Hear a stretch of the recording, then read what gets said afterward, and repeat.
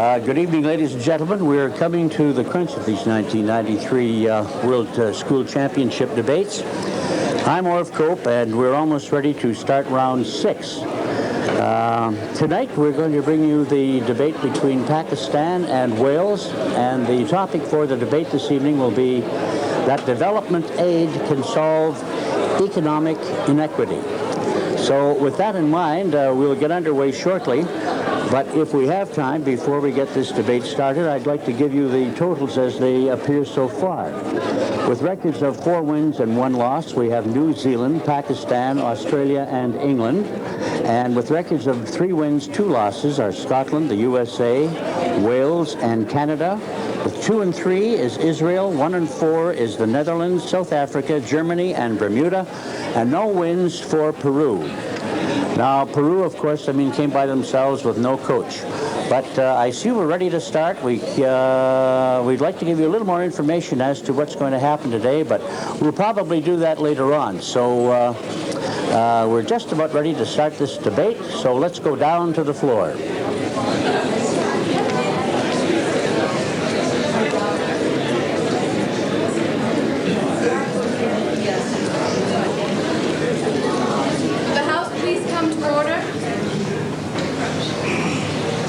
Welcome everyone to the 1993 World Debating Championships in Medicine High School. It has been moved that this House believes that development aid can solve economic inequity. Speaking for the proposer side and representing Pakistan are Shandana Khan, Amna Nasir, and Aisha Ahmed. Speaking for the opposer side and representing Wales are Hugh Davis, Niall Boyce, and Lindsay Jones. The motion is impromptu and has been prepared at short notice. The proceedings of the House shall be subject to the ruling and guidance of the Chair. All speakers shall address the Chair. On no account may anyone other than the Chair, the 6 competitors, the judges, or officials of the 1993 competition speak or make interruption during the competitive part of each debate. Each competitor should speak in the order called and for a maximum of 8 minutes. There will follow a 2-minute pause, after which the first or second speaker on each side will give a reply speech of up to 4 minutes, beginning with the opposition. Competitors exceeding the allotted time period by more than 30 seconds shall be liable to penalties. During the 8-minute speeches, time signals will be given after 1 minute and when 1 minute remains. Points of information may be offered by the 3 speakers of the opposing team between these times. Points of information may be accepted or refused at the discretion of the competitor who is holding the floor. The time signal will be given twice when all 8 minutes have elapsed. No new contentions may be offered during the reply speeches. Time signals will be given at 3 minutes and twice at 4 minutes. When all speeches have concluded, the judges will retire for 5 minutes and discuss their verdict. If time permits, the audience will be permitted to make comments through the Chair on the topic. To begin, the first proposer, Shandana Khan, may now speak for up to 8 minutes.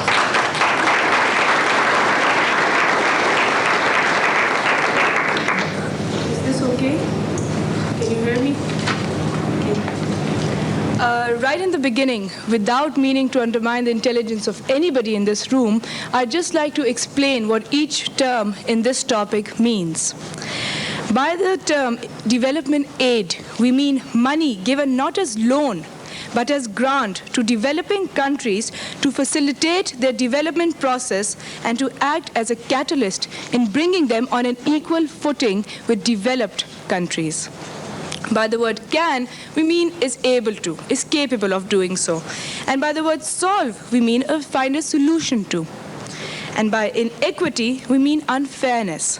And the only way in which the term economic inequity makes sense is if you have gross inequality in economic status between countries. And that is exactly what the proposition today bases its stance on. Our side believes that the only way by which we can bring countries of the rich and poor world on an equal level is by getting the rich countries to give aid as grants and not loan to developing countries. Not loans, but aid. That is the important word here. And this is the only way by which we can find a solution for economic inequity and inequality. The structure of the proposition will go as this. I, as the first speaker, will show you how there is a disparity between the first and the third worlds. They have unequal levels of wealth. And how history shows that this inequality between these nations was brought about by the first world, by the richer North itself. The second speaker will show you how aid is needed for development, how it is very essential for development. And she will also show you how this aid is not only in the interests of the third world, but the first world as well. And then the third speaker will show you why it is aid that we place so much emphasis on and not loans, why it is aid that will solve the problem and not loans.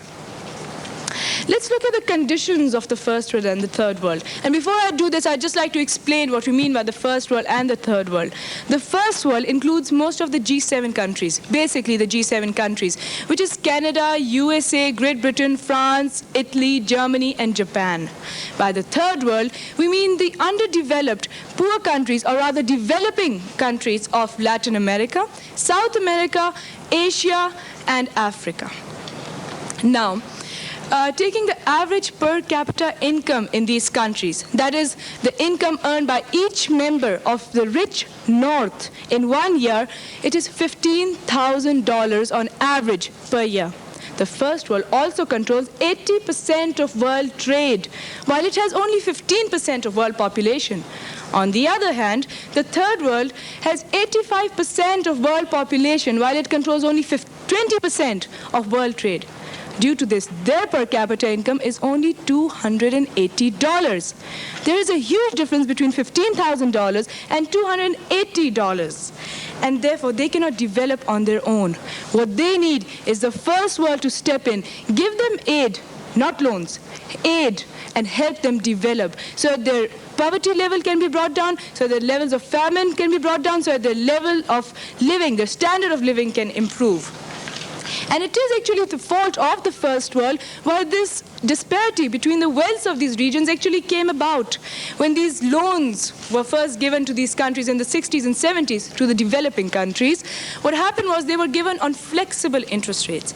That is, the interest rates could change over time according to market conditions.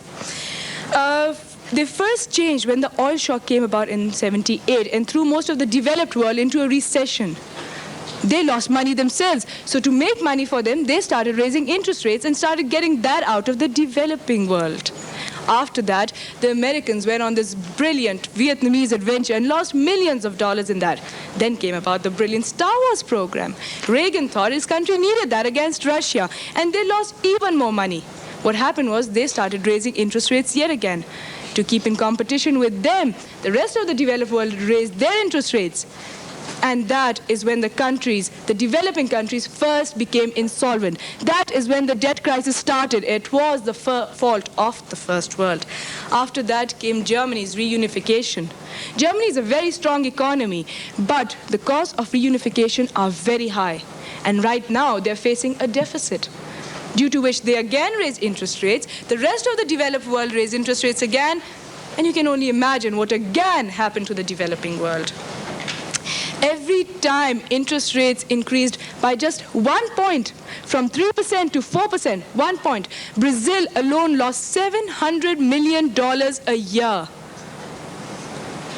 And therefore, we feel that it is the first world that must take the responsibility and therefore now help the developing world, give it money to develop and let it develop, to remove this economic inequity that is existing right now. Taking the words of Christine Bindert, who is an ex-advisor to the IMF, International Monetary Fund, and is also the author of the book Solving the Debt Crisis, she says, first priority by the first world must be given to the positive net transfer of resources from the first world to the third world. In easier language, that means the first world should be giving more to the third world than the third world is returning to it. First priority must be given to this. Yes? Aren't there other problems which cause third world poverty other than just pure economic problems? We're talking here about economic inequity and whether development aid can remove economic inequity or not. And my side, the proposition means to go on and tell you how it can indeed remove economic inequity. Thank you. And therefore, we must remove this economic inequity that exists. And as the leading economists of the world say, it must be done by a net transfer of resources from the first world to the third world. Making it easier for you to understand, what happens is when we give a loan of $5, the first world gives a loan of $5 to the third world, what happens is they give it as a tied loan. That $5 must be spent on goods produced by the first world. After that, after the $5 have been returned in this form, what they expect is that $5 to be returned as loan repayment. And of course, let's not forget the interest rates that come along with that, taking it to be $2. So what happens is, while the first world gave you only $5, the third world returned it $12. And therefore, the net transfer right now is from the third world to the first world. What we need to do is change it around. And the only way to change it around is not to give loan in the future, but aid, grants. And therefore, we say that development aid can definitely solve economic inequity in the third world. Thank you.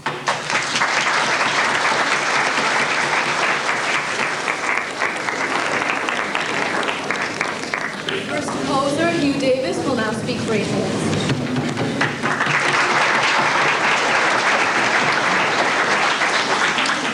Ladies and gentlemen, this House believes that development aid can solve economic inequality. We are going to show to you that development aid, given development aid, cannot solve economic inequity. It cannot solve inequity. Now, the proposition have argued that the reason why there is inequity in the third world is because of loans, is because of debt. It's because these third world countries are paying out more money than they borrowed. Well, clearly, the solution to inequity, therefore, is to stop the third world paying these loans, having to repay these debts. The third world had to pay $1.5 trillion in debt repayments in 1989. So the problem is these debts. The problem is not going to be solved by granting economic development aid. It is going to be solved by stopping the debt. It is going to be solved by the first world cancelling debt. It is not going to be solved by the first world giving development aid, because the third world are still going to have to pay these debts. That is what's fundamental. The third world will not receive as much money in development aid than they are paying out in debts. So there will be economic inequity. But what are the other reasons for economic inequity? It is not just because of having to pay out money. There is economic inequity because of social inequity. In the third world, there are many minority groups. They are suppressed. They cannot develop economically and they remain poor. Therefore, there's a difference. Another reason for economic inequity within the third world is first world protectionism. Third world are prevented from selling their crop abroad because the first world are protecting their own interests. Point of information. Please go ahead. Whether the first world removes its protectionist policies or not, the fact remains that the third world does not have the level of industrialization to provide them with those goods. Development is needed, and therefore aid must be given for that. On the contrary, the third world loses $5 billion a year due to protectionism in loss of textiles, and $10 billion a year due to loss of revenue due to agriculture. The third world could be made $15 billion better off by removal of protectionism. Let's just look at the European Economic Community. They prevent third world countries, such as the Windward Islands in the Caribbean, from exporting bananas. This is the main revenue of these Caribbean states. And they're preventing them from selling their main product. Please go ahead. Development aid necessarily implies industrial development and not agriculture. And therefore, the main revenue coming from bananas is quite irrelevant. Well, if development aid is just industry, then what's the point in developing industry if the third world has nowhere to sell their products to? The third world cannot sell the products to themselves because they do not have the money to buy it themselves. The third world has to sell these products to the first world. And if there is protectionism, then the third world cannot sell these products. They cannot make money. Therefore, they cannot solve economic inequity.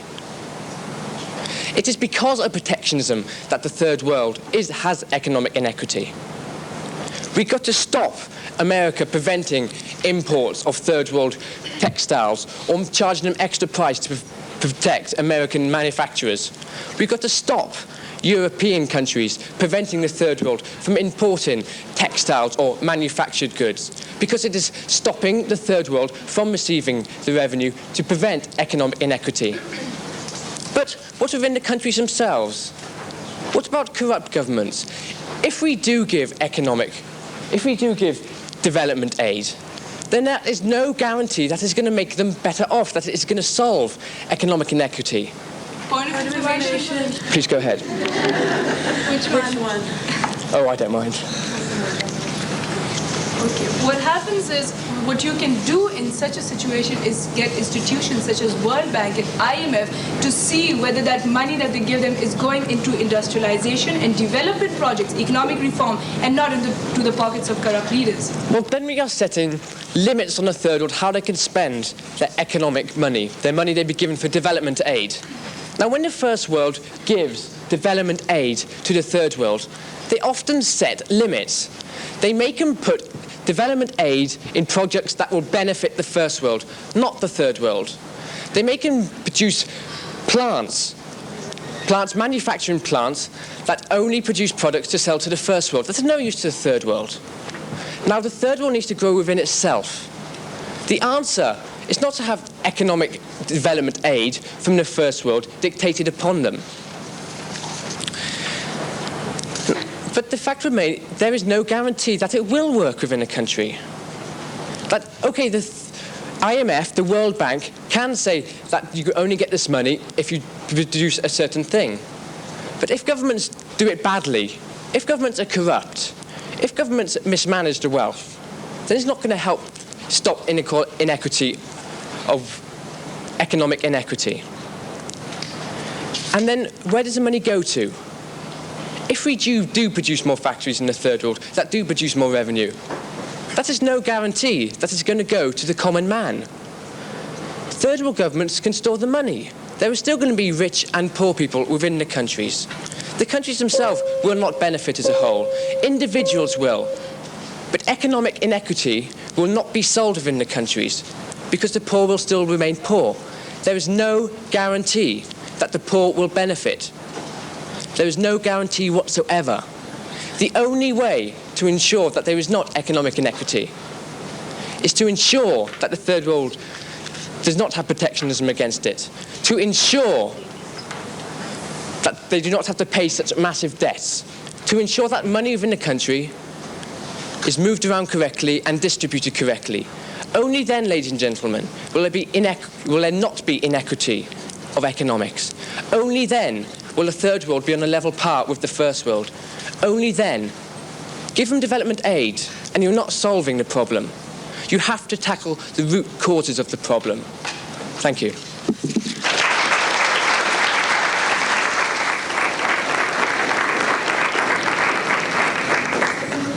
Nasir will now speak for up to 8 minutes. Ladies and gentlemen, members of the House, before I go on to give the structure and the content of my speech, I'd like to refute some of the points that were raised by the first speaker of the opposition. First, they said that the answer to solving the economic inequity and the economic problems that exist in the third world is by forgiving the loans and not giving them development aid. Ladies and gentlemen, the fact remains that forgiving the loans is not going to give the third world any more money. Forgiving the loans may not make them pay more money, but they need more money so that they can develop. And that money can only come in if development aid is given. The forgiving the loans is not going to solve the situation because we need more money. Apart from that, they also said that we have no guarantee that this money will go and do everything that is needed to do, like development processes. The fact remains that we're not talking about guarantees, we're talking in absolutes. And the fact remains that if that money is used properly, it will solve the development problems that exist in those countries. We are not talking, no, not, thank you, I think this is the first minute. No, not thank you. And apart from that, they also talked about the fact that they need money so that they can have industries which are developed enough so that they can compete in the foreign markets. That is exactly what we're talking about. The third world needs money so that they can put up industries which produce consumption products which are good enough to compete in the international markets. That is the whole point. We need money which can be used to set up good industries which will go on to help those products fight in the international markets. Yes. It doesn't matter how good these products are. The fact of the matter remains that if people are not going to buy them in the first world, the third world is not going to benefit. I don't think that is a valid argument because we have no way of knowing whether those people are going to buy or not, because if the industry is developed enough and if the products are of high quality, then the first world people have the brains to buy good products, and they're not just going to say just because they come from the third world, which is not the third world any longer because this is an industrialized world now, we are not going to buy them. That doesn't make sense. No, not right now. No, thank you. Apart from that, because I have to go to my own speech now. Coming to the fact that the key clause in this whole debate is development aid. We are talking about aid which specifically goes into development processes. Aid which has long-term benefits, because usually when money is given, the third world uses that money to, for example, feed people, for example, do things which are not going to lead to capital formation. It just leads to capital accumulation. And that is why development aid is needed, aid which goes on to produce development in those countries so that those countries in the new world order can become more independent and take care of their own problems. If just money is given and that money is not used to set up industries, that means that it has no long-term benefits, because in the future people won't see where that money went. It went in our stomachs. But if industries are set up, then those countries become independent enough to take care of their own problems and also compete in the international markets. Yes. In many cases, if the money did not go to your stomachs, then the third world would not be able to set up the factories in the first place. That is a totally irrelevant issue, because we're not talking about the fact that the first world should not give money to take care of the other problems, but the fact remains that the development aid, in which the key word is development, should be used for development purposes. The first speaker from the opposing side also talked about the fact that forgiving loans is the answers rather than just giving developing aid. As I pointed out in the beginning of my speech, forgiving aid, for example, if I owe you $5 and you say you don't need to pay me back $5, the fact remains that that burden is lifted from my mind. But the more money that I need to solve my other problems is simply not there. And that is why forgiving loans is not the answer. Giving aid without any interest, without any burden of paying it back is the answer for development. No, not right now, thank you. The opposition also got up and they said that economic inequity is not due to lack of funds. Economic inequity is due to social inequity. The situation is exactly opposite. When you have economic inequity in a country, when there are people who are very rich and there are people who are very poor, that leads to social inequity, that leads to social imbalances. That is why if we solve the economic situations, if we reach an economic stability where all people, there's a healthy middle class rather than a top upper class and a lower class, then that leads to social balances, that leads to social stability. That is why if we have economic stability, all the other problems are automatically solved. So development aid is needed to solve the economic inequity first. Also, not right now, thank you. Also, we see that if we look at the scenario of the third world right now, the industries that are present in those parts of the world are merely agricultural industries. And agriculture, if an economy relies on agriculture, that means that it is very unpredictable, because agriculture is subject to it is dependent on the elements of nature, and the elements of nature can be very, very unpredictable. That is why, for example, in Bangladesh in 1991, the economy lost $1 billion because of cyclones. And that is why when we give development aid to these countries, they rely more on industrialization. Industrialization is more predictable. That is why economic development takes place, and these countries are not dependent upon the unpredictable elements of nature. They become more independent and their economy becomes more stable. And that is why development aid is needed, aid which does not have to be paid back, aid which is used properly, aid which gives lead to industries, so that these countries can produce products which can compete in the international markets. Coming to desirability, I think that this is also very much in the interests of the first world, because if development aid is given to the third world, the first world benefits in the sense that after a time, when these countries have developed, it can stop giving development aid. And that is why it is in the interest of the first world also. Secondly, if these countries become more developed, economically developed, the market for foreign exports increases in these countries. When you become more economically developed, you buy more consumer products. That is why the markets of the first world can increase. If the third world becomes more developed, the demand for their exports increases also. So this will solve the economic inequity problem in the world. This will lead to more economic interaction. And that is why we believe that development aid should be given right now to solve all the future problems, whether they're economic, whether they are social, today. Thank you.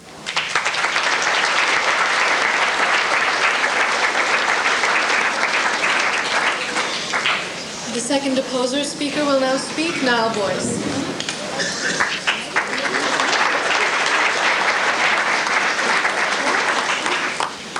Chairperson, ladies and gentlemen, we've heard some very interesting arguments from the two proposition speakers. We've heard that industrialization is really the key to development. Now, I don't believe that industrialization will provide the sudden magic wand that will suddenly solve all inequity. The issue of manufactured goods being exported was brought up. However, consider the coffee industry. If we think about it, the coffee beans are imported from poor countries such as Brazil, then freeze-dried and so on over in the United States of America. The reason that it's not freeze-dried in the country of origin is because if it was processed, the tariffs would be even higher than they already are. So giving more money merely means that the tariffs are heightened even further. And this doesn't solve the problem of high tariffs that Hugh mentioned. Loans were mentioned. Now, we don't necessarily think that you should cancel all loans. However, isn't it ridiculous if you lend someone £5... Point of information? Decline, sorry. Isn't it ridiculous that if you loan someone £5, you then say, right, you can have another £5 to pay it back? It's money going in a circle. It's a ridiculous argument. Surely the best thing to do is cancel loans. Or, if you don't cancel the loans, cancel the interest on the loans. Just cut the rate which they have to pay. Point of information? Accepted. You just said we don't necessarily say cancel the loans, then you say yes, cancel the loans, then you say no, don't cancel the loans. No, what we say is you don't necessarily have to cancel the loans entirely. That's the point. You can cancel some of them. On a point of information? Decline, sorry. Also, we're told that money lent will instantly go into industrialization. Well, what about corrupt governments? What about money going to, well, I know it sounds a cliche, but what about money going to mansions in Switzerland or whatever? Surely we know that there are bad and corrupt governments in the third world. And the best way to get social equity is not to lend these governments more money, or even give money to them. Decline, sorry. And it's naive to say that industrializing a country and making it more wealthy will instantly mean that everyone is equal. You go to London, you go to New York, find someone sleeping in the street, and you say, what are you doing there? Don't you know this is an industrialized country? It's a ridiculous argument, ladies and gentlemen. Economic standing of countries is also based upon food production. If all countries are industrialized, what happens to the food production industry? What happens to agriculture? Therefore, ladies and gentlemen, a drive towards industrialization worldwide is simply not the answer. Think of the pollution problem, moreover, which would result from this. But have these arguments proved to you that development aid alone can provide the magic wand with which to solve economic inequity? Alone, they will not work. There are other solutions to solving economic inequity. There is, as Hugh has mentioned, as I've mentioned, lowering tariffs. The fact that if the world export-import market is made more even, then countries will begin to develop. We're talking about education. Surely there's no point in pouring money into countries if there's not the education in how to run a stable economy, how to use this money properly. Then we have the reorganization of world wealth. If we look at the current situation, it's obviously unfair, and I must admit that we do agree with the proposition on this point, that 1/4 of the world population holds 3/4 of the world's wealth, and the remaining 3/4 of the world population only holds 1/4 of the world's wealth. We accept that this is unequal, But surely it's naive to just pour money in instantly and expect magic to happen. No, this money must be backed up with education. This money must be backed up with greater training and knowledge. Otherwise, it's just money and can be spent in any old way. Accepted. That is exactly what development is. Training, industrial training. I'm sorry, but the term development, or rather development aid, was defined by the proposition as being money, not loans given. And industrialization and training never really came into their definition. Also, we have the issue of social rearrangement. Now, to draw a parallel with Britain here, we have this great system of lords and ladies. Now, this is a system by which the amount of money that a certain minority of people are given is based not so much on what they did, and not so much on what Daddy did, but what Daddy was. Ladies and gentlemen, this is exactly the same situation in many countries around the world. Unfair class systems, meaning that some people expect a poor life. Some people have inequity already instilled into them. What we need to do is break down these barriers. These, you may say, are radical moves, and to an extent, I'll admit that they are. But if this House really wants to aid development in the Third World, not just development in terms of industrialization, but development in terms of less poverty, in terms of less disease, surely the best way is not through just giving the money and forgetting about it, but building upon it. There is no easy way to solve these problems, and I believe that giving money is a cop-out. Yes, inequity is a problem, but it's a very complex problem.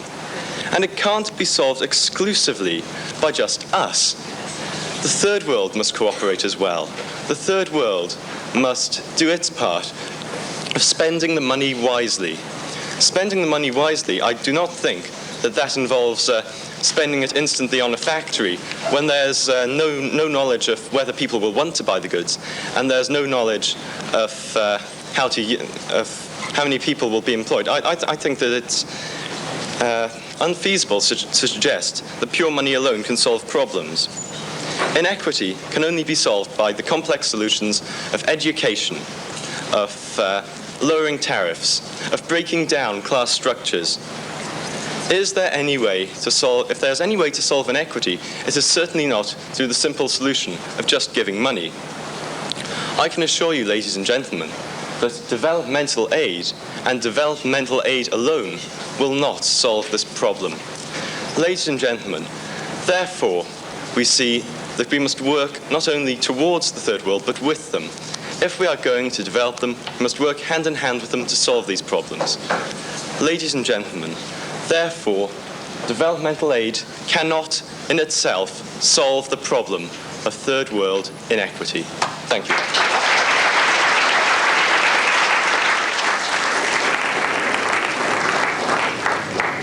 Speaking for the proposition, Aisha Ahmed will now speak for up to 8 minutes.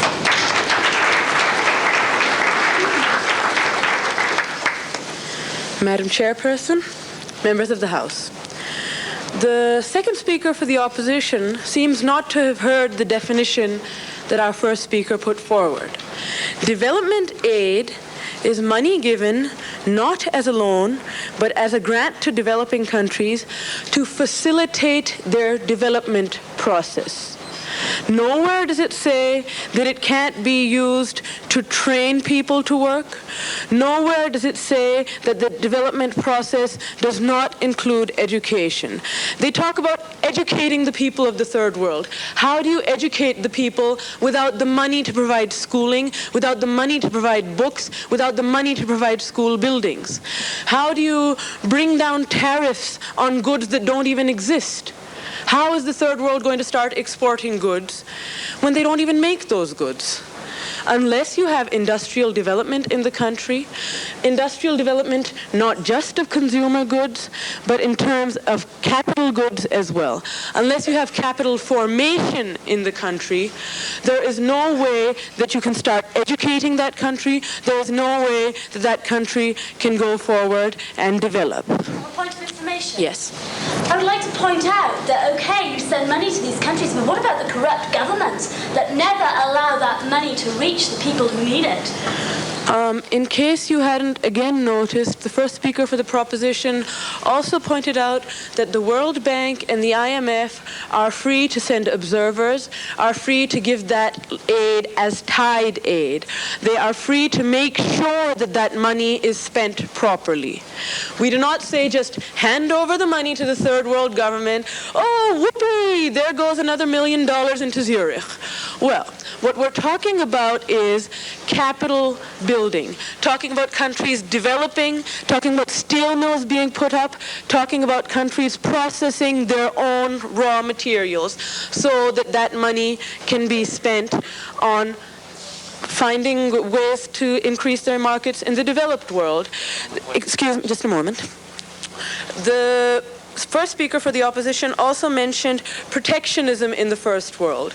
Well, I'd like to point out that a great deal of the protectionism in the first world, specifically the United States and North America in general, is against Japan and the European Economic Community.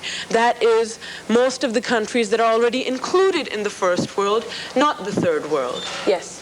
Well, you're talking about countries manufacturing their raw materials, but this means technically there's an even higher tariff than already before is placed on them, as I've said. I don't see why processing goods and selling those processed goods necessarily means a higher tariff on those goods. The two things do not necessarily logically follow. Then you talked about, again, you speak of their basic point seems to be canceling loans and stopping protectionism. Again, like I pointed out, lowering levels of protectionism can't help if no one has anything to sell. Secondly, canceling loans, excuse me, I'm making a point. Canceling loans can't make any difference because that does not make any difference in terms of helping the country develop. Yes, it reduces the burden on them. However, development aid makes sure that they develop to the extent that they can eventually pay back those loans. Canceling the loans does not necessarily mean that they can develop. Therefore, to me, it would seem that it was smarter to give them development aid rather than simply write off loans. Yes, Mr. You imply that the third world is not producing anything. It is producing things. It is losing 10 billion, 15 billion a year due to protectionism. If there wasn't protectionism, then it would gain $15 billion a year. I am not saying that the third world does not produce any processed goods.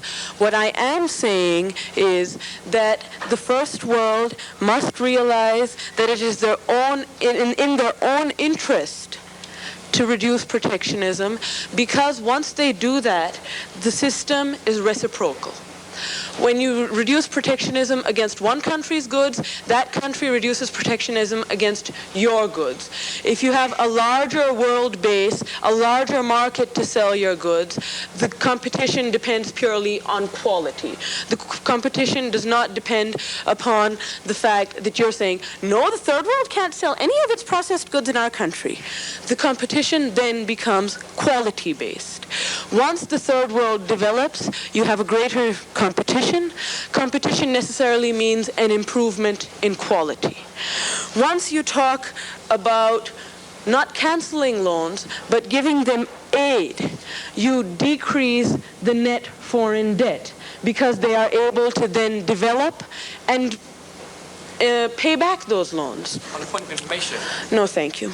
When you talk about, again, canceling loans or decreasing interest rates, well, it's been seen that sadly enough, whenever the first world finds itself in a problem, the easiest solution is, whoops, 2 points up on the interest rate. That certainly, as the first speaker pointed out, is a big burden to the third world. $700 million a year is not very easy for a country whose average individual earns $280 a year to pay. Yes, Mr. Davies. Whoops, 2% on the interest rate is a problem, and they should stop doing it. The point is, when they have debts, they're not going to stop doing that.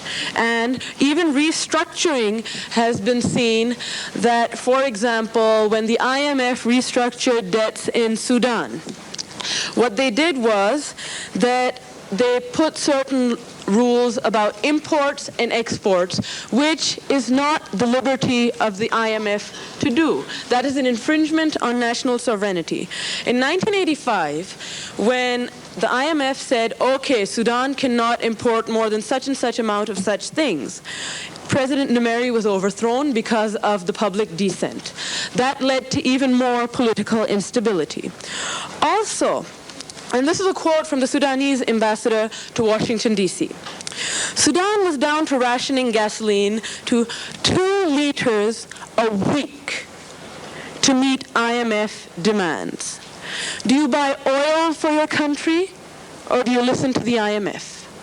The point is that when you restructure loans to the extent that you are saying, no, you cannot import, no, you cannot export, then the country suffers. Restructuring, economic reform in the sense of making sure they use development, yes.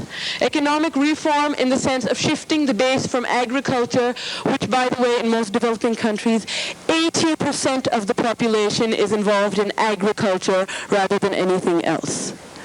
Once you shift the base, don't take everything away because those raw materials are important. Once you shift the base, you have industrial development. To shift that base, you need that development aid. Therefore, Madam Chairperson, this House does believe that development aid can solve economic inequity.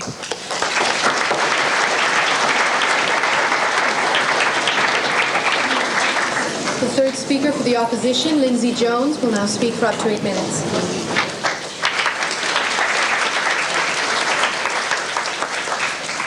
Chairperson, ladies and gentlemen, we have said the motion before the House today is that development aid can solve economic inequity. But let's go first to the proposition, who have made many arguments, a few of which have seemed to contradict themselves. First of all, ladies and gentlemen, they got up and they said on a point of information that they were talking about industrializing nations in the third world. And then in this final speech, the third speech for the proposition, they said that they were talking about agriculture, which is 80%. I think they ought to go back and think about their argument a bit more carefully, ladies and gentlemen. They also said that economics is based on a tight... doesn't interact with itself. Well, economics is based on a tight infrastructure.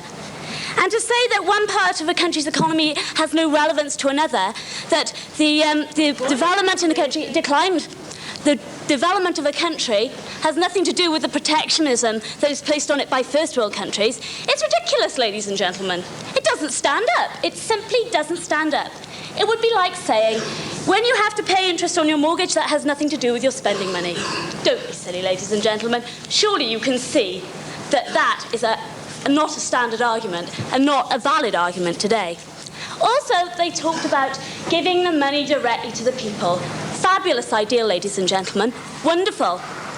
But my friend was in Kenya last summer, and they visited many of the schools out there.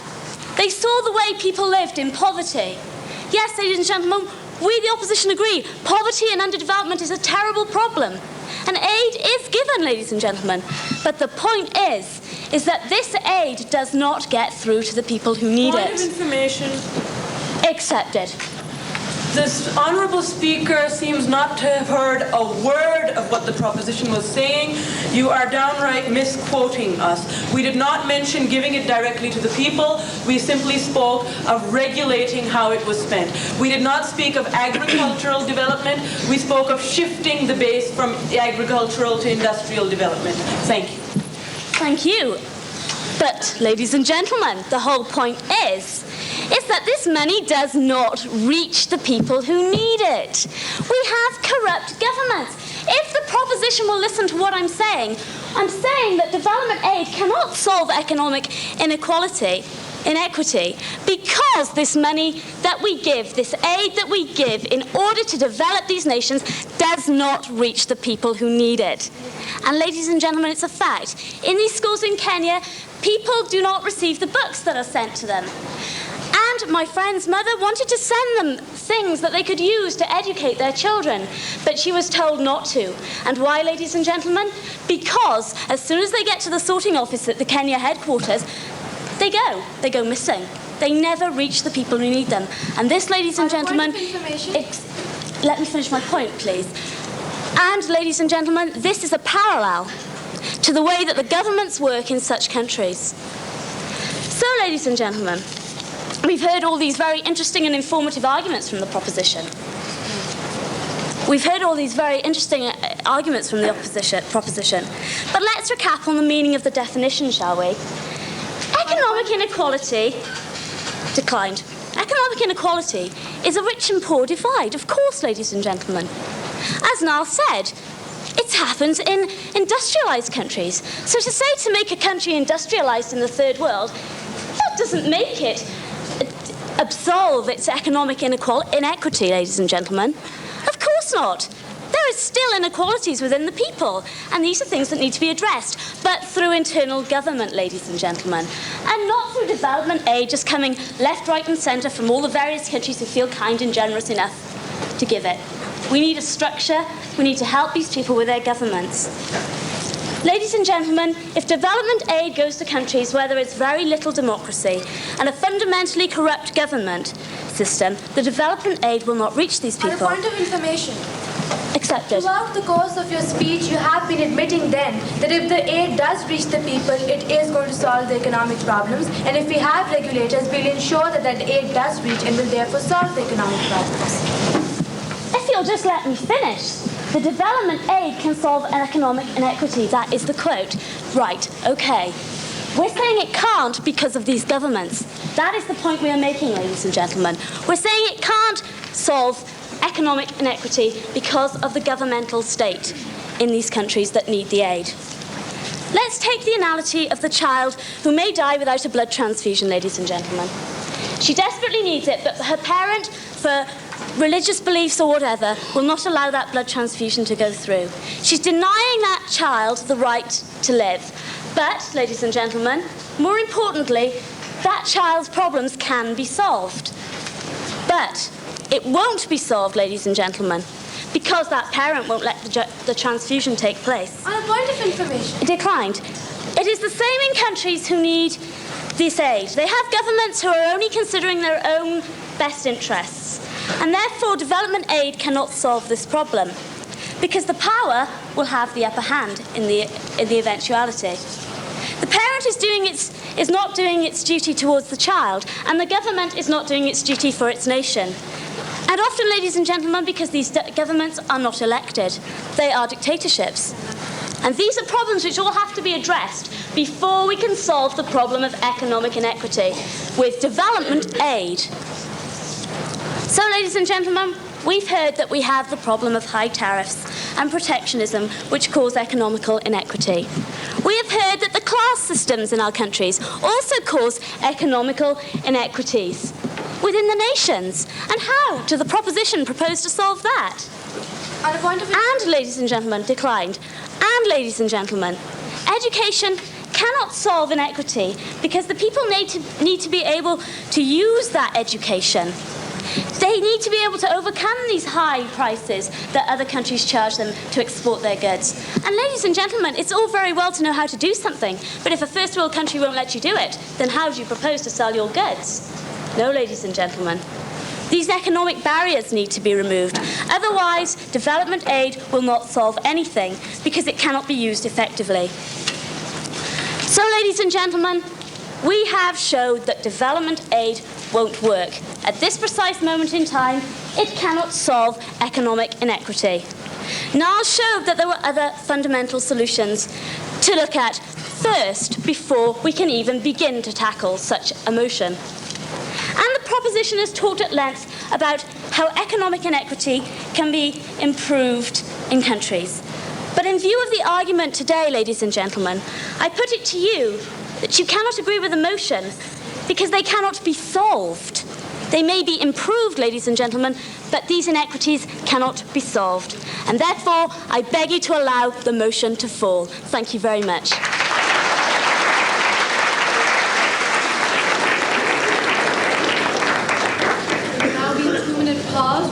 preparation of the reply speeches. Well, we're here at the break, and this is the time when both the teams get together to determine what they will say in their rebuttals. And during this 2-minute break, the person I have with me is Mike Seitz, who is the debating instructor at the Medicine Hat High. And Mike, your comments up to this point. Well, I think of all of the debates that I've seen this week, this is one of the more interesting ones. I think having seen these teams before helps to make it interesting, because I can compare what I'm seeing today to what I've seen earlier. I don't know if we're getting a feed here or not. I can't hear anything through my phones, but oh, fine, that's fine. But in terms of the debate, it would seem to me that things got a little hot and heavy just towards the end, particularly with Lindsay Jones. But we're ready to go back to the floor, and here they are. I'd like to call the opposition to offer their reply speech from Niall Boyce.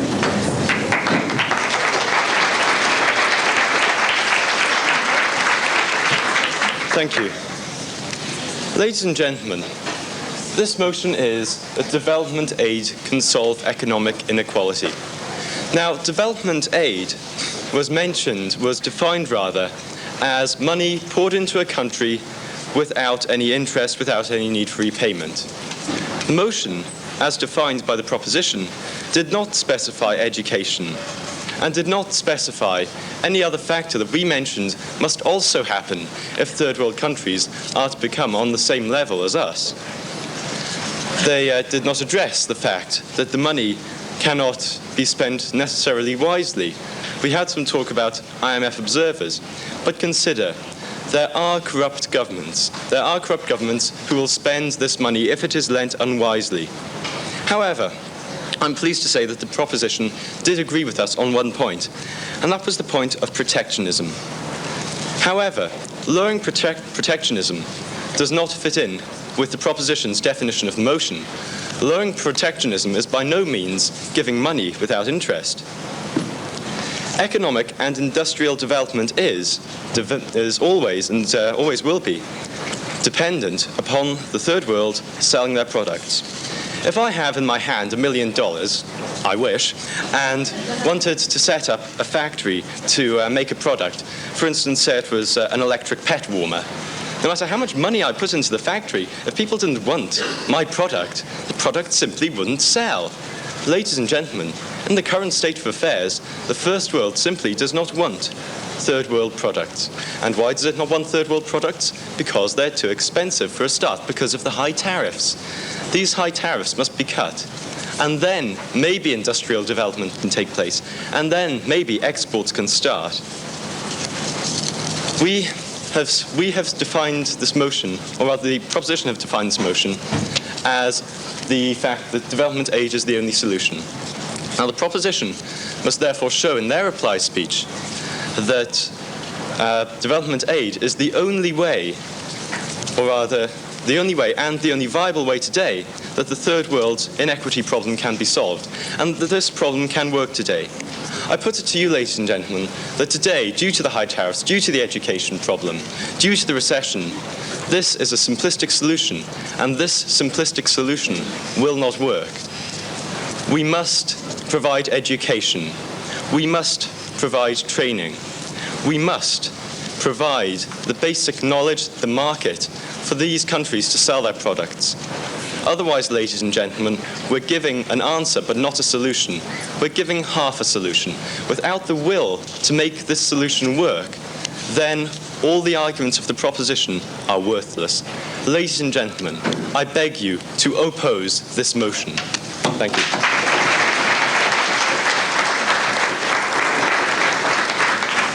Chandana Khan will now deliver the proposer reply speech for up to 4 minutes.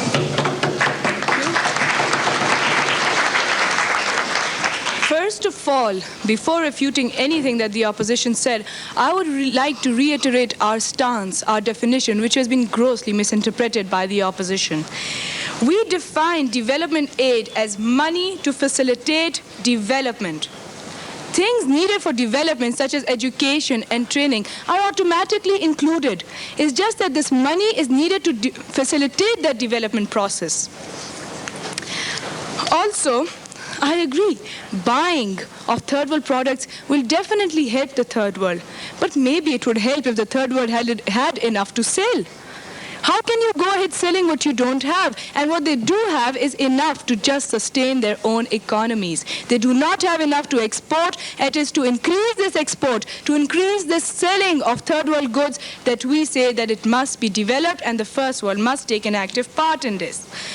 If the opposition did not agree with our definition, they should have said so when the first speaker got up to speak and not when the third speaker got up to speak, and that is clearly defined in the rules. They said we talked about economic disparity between classes. That's not true. We talked about economic disparity between countries, the first world and the third world, and that was clearly mentioned by me, the first speaker. Also, they said social instability is the cause of economic inequity. That's not true. Economic inequity causes social instability. And if you were to solve economic inequity, you would automatically be solving social instability. The problem cannot be removed until development takes place. If loans are forgiven, money is not created. You don't suddenly get a bundle of money lying here that you can quickly pick up and start investing. You need new money. And for that, you need development aid. You need grants. And we're not even talking about a guarantee here, but whether development aid can solve economic inequity or not. They admitted themselves that if the books could get to the people in Kenya, if the blood transfusion could be given to that child, his life would be saved, and they would indeed become educated. To this end, please send supervisors, please send regulators, by the lending agencies, by the agencies that are going to give this aid, to make sure that the money gets to where it's supposed to get to. And therefore, they admitted that if this does get there with supervisors and regulators, it will indeed help those children. Also, the opposition seems to be consistently ignoring this fact about supervisors. We've said it again and again and again. Send supervisors to make sure the money is used for economic reform and economic development. And the opposition said that aid is not the answer. They overlooked, maybe deliberately, giving an acceptable, intelligent alternative to third world development. Maybe they should have suggested what they would rather do in place of aid. Development is going to help the third world come onto an equal footage with the first world. We showed what a great disparity exists between the first world, the rich north, and the poor south. We also showed how it was the fault of the first world, and therefore now the first world should take the responsibility, bear the consequences, and give aid to the developing world so that they can become developed. We also showed how it is not only in the interest of the third world that this aid should be given, but in the interest of the first world as well. Therefore, this aid must definitely be given, and we also showed you how we do not need loans, but aid. Not loans coming with interest rates that need to be returned, but grants with no interest rates that does not need to be returned. Ladies and gentlemen, development aid can definitely solve the economic inequity that exists in the world today. Thank you.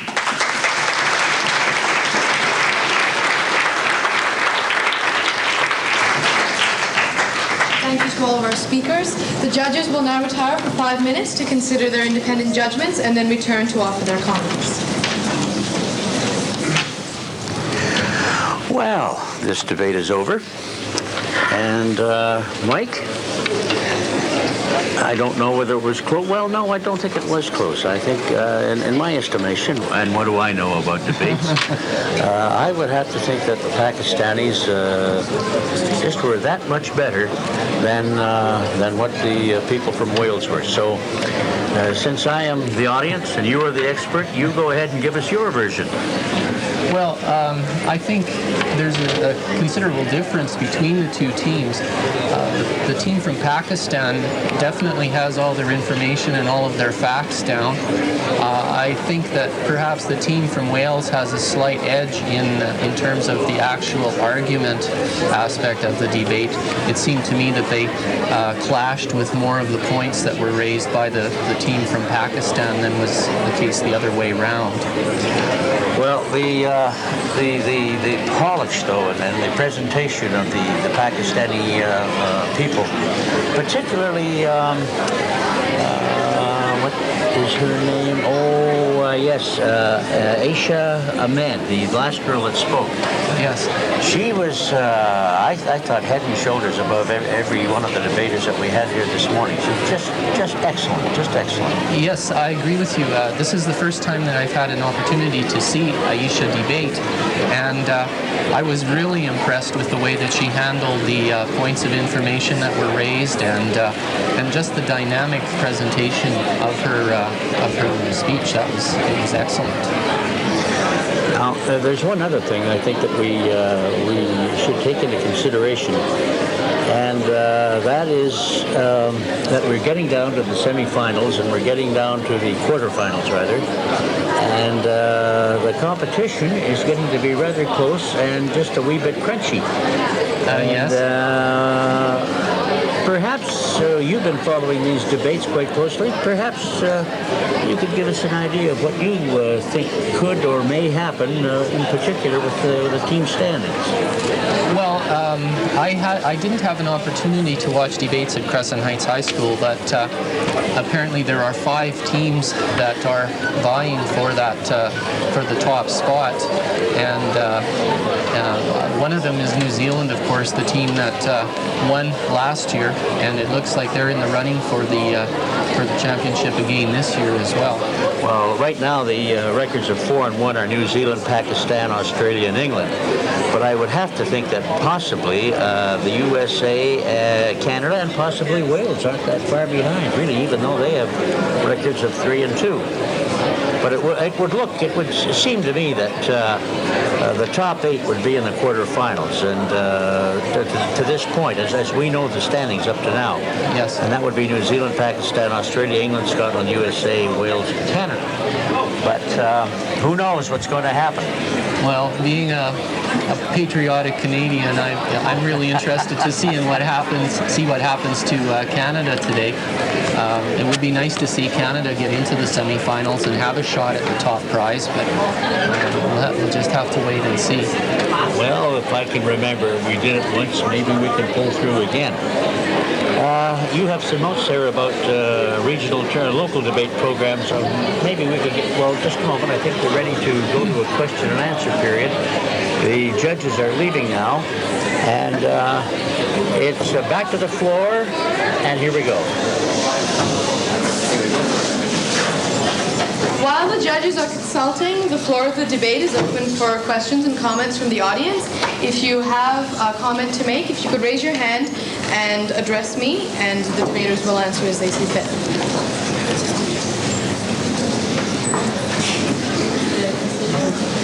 Yes? About what the last speaker said about how if they sent supervisors down, in most of these countries there's civil wars and other types of violence going on. If someone steps together in your face and said that they don't want this developmental aid to go to the industries, they want it to go to their side of the war instead, I don't think they're going to really be able to stop it. There are, I think, 94 developing countries in the world right now, and I don't think more than 10 of them are at war. So that leaves 84 countries for you that aren't at civil war. The other 10, yes, you would have more trouble than you would in other places. Nevertheless, development aid could solve the problem. Thank you.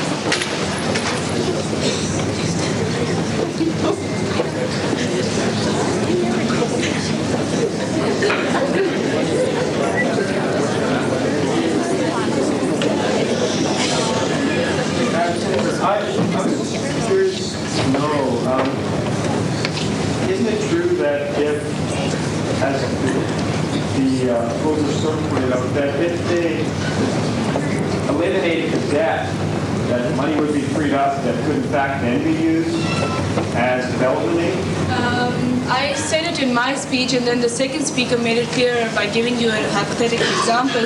What happens is I borrowed $5 from you, and you suddenly feel good one day, and you refuse to take that back. Now, that's very true, that burden of returning those $5 is off my head. But the fact is that I've already spent those $5. And therefore, to buy further goods or to do something else in the future, I don't have money right now. So if you forgive the debts, you could ask them not to return that money to you, but you're not giving them new money. They don't have money lying there which they can suddenly use for investment or development. May I add a comment?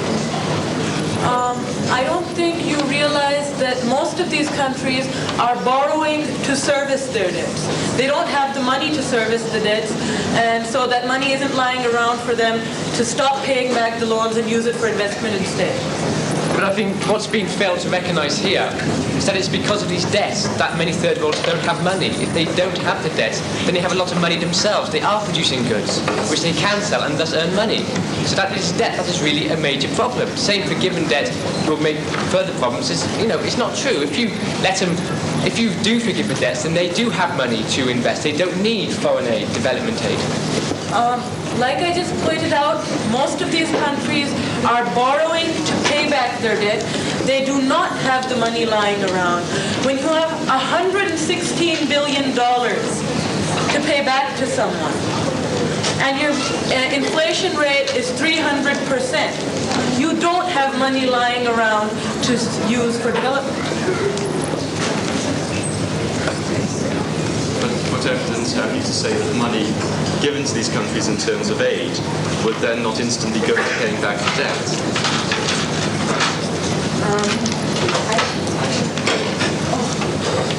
The reason that the money wouldn't go into paying back the debt is the fact that they know, A, that the aid is necessarily tied into development, and B, the development leads to the loans being paid back, whereas canceling the loans doesn't necessarily mean that development will take place.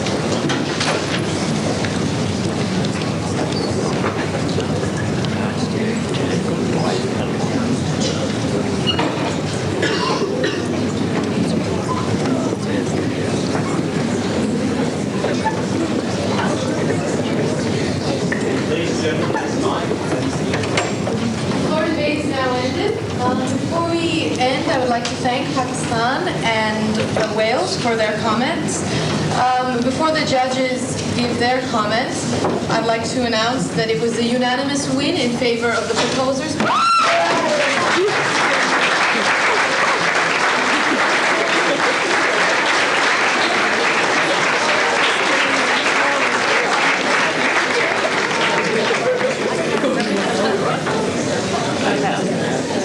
You should have seen the scream that came from those Pakistani people after they found out that they were the winners of this particular debate. And like I say, what do I know about debates? But you're the expert. What do you think? Oh, just a moment. Here goes one of the judges to make comments. To see such professional quality on both teams. The interchange was excellent. You focused on the issues. You didn't allow the debate to become a personal. It sometimes happens in terms of style. You dealt with content.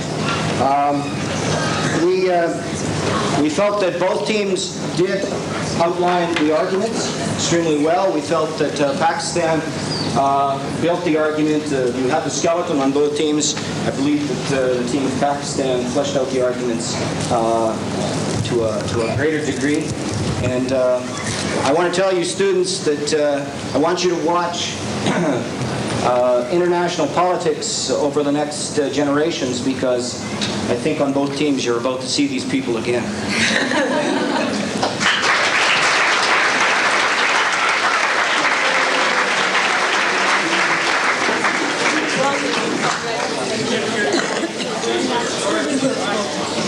Excellent job.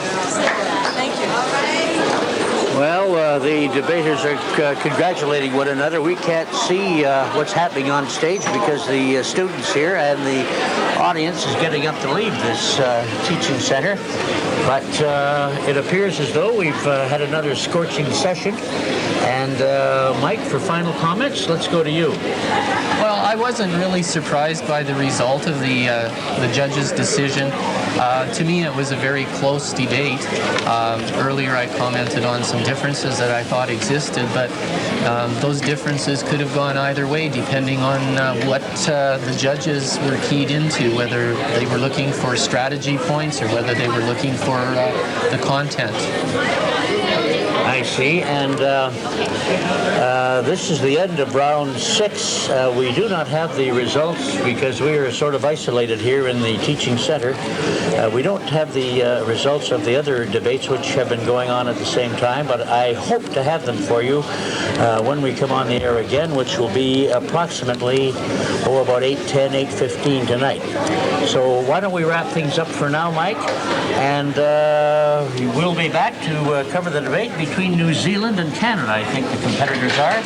And in the meantime, I'd just like to remind you people who are in the audience, in the television audience, that these debates are open for your perusal, and we would enjoy having you here to see these young people in action. You have my word for it.